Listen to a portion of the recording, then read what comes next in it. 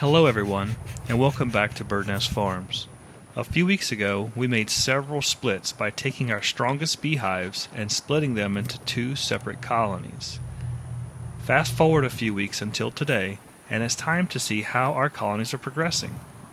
If the colonies are successful, we would expect to find either eggs, young queens, or queen cells. The way we make splits at Birdnest Farms, we don't need to find the queen. We simply ensure that both the new colony and the donor colony have honey, pollen, and most importantly, eggs. The colony without the queen will use the eggs and raise several new queens at once. The first queen to emerge and defeat all other rival queens wins. Let's speed things up a bit and see how our hives are progressing. What you see here is a queen cell. Based off the way the queen cell looks, we can determine that the queen was successfully raised in this cell.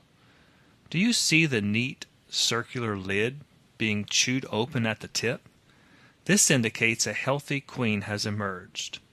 The side being open like this only means the worker bees are removing the cell once the queen has emerged. Compare this to this queen cell that's open from the side. See the ragged hole along the side, which shows that another queen, often a rival virgin queen, tore it open and destroyed the cell. This usually means the developing queen was removed before it emerged. In short, a clean queen cell opening equals a successful queen emergence, and a jagged side opening means the cell was destroyed before the queen could emerge.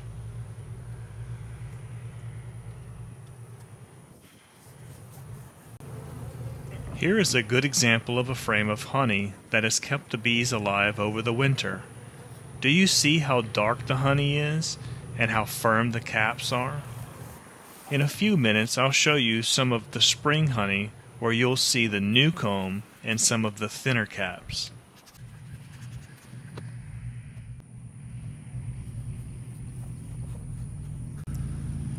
This is a hive beetle trap.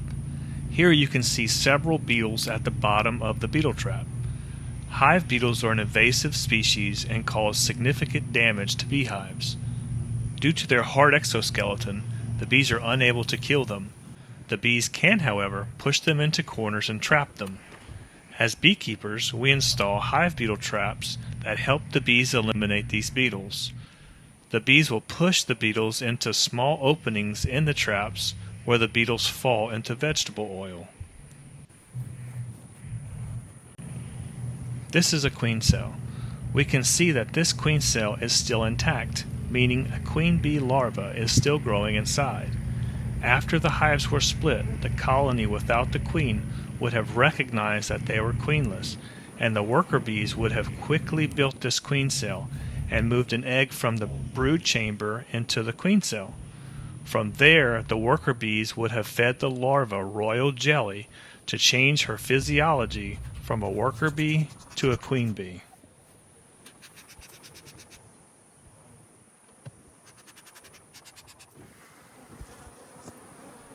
Let's pause for a second and put what you've learned today to the test. What do you see in this frame? What does this frame tell you about the progress this hive has made since we made the split? Here you can see we have a cluster of 7 or more queen cells. The queens have not emerged as they are still capped, meaning that in each of these cells a queen larva is still being developed. We can also see capped brood, drone brood, and some bee bread, which is just stored pollen.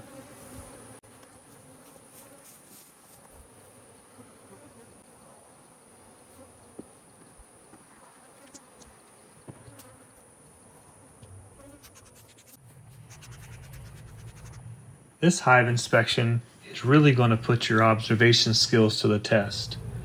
What do you guys see in this frame? Do you see the 2 open queen cells?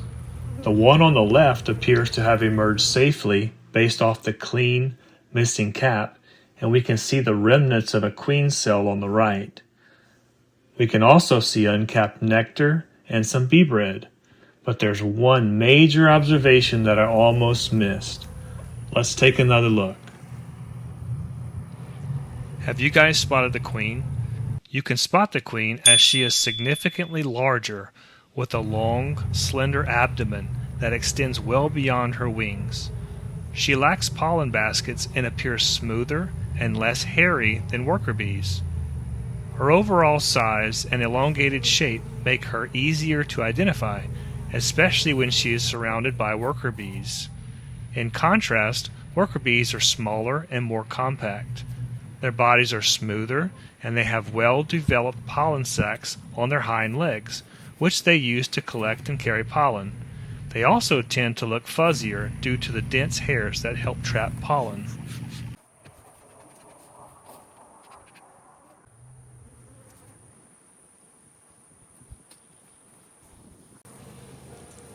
Take a look at this brood pattern. Each one of these cells contain a worker bee that will provide for the future of a growing hive. In a standard deep Langstroth hive, each side contains approximately 3,500 worker cells. As you can see, almost every cell is capped, meaning this hive's population is about to explode. This is a sign of a quality, healthy queen. The quality of the queen's brood pattern will ultimately lead to the success or failure of the hive. Remember earlier when I said I would show you some new comb and fresh spring honey? Notice the difference in the cappings from the overwintered honey? These caps are almost translucent, meaning that the honey underneath has a slightly higher moisture content, but still good enough for capping. Did you also see the fresh wax? This is one of my favorite things to see. As beekeepers, we provide the bees with a wax-covered foundation from which they build new comb off of. In this frame, you can see the wax-covered foundation, the different stages of cell development, including capped honey. This is a great example of the brilliance of these insects.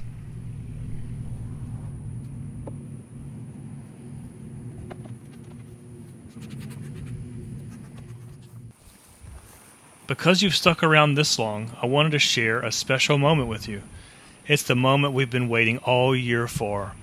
We get to add our very first honey super of the year. There's something special about this moment as it marks the transition from preparation to production, from anticipation to action. The bees are building, storing, and creating something incredible, and we're honored to be part of it. I hope you enjoyed the video and picked up a little insight into our incredible pollinators. If you'd like to support sustainable, local beekeeping, please share this video and continue supporting your local beekeeping community. If you're interested in trying our Birdnest Farms honey, we've made it super easy for you. You can shop locally at the Birdnest Farms Honey Hut, Pleasant Lawn and Landscaping, and Gillis Meat Market, or you can order online through our Amazon and Shopify stores. Check the links in the description to get yours today. Thank you so much for watching and supporting Birdnest Farms. We'll see you in the next video.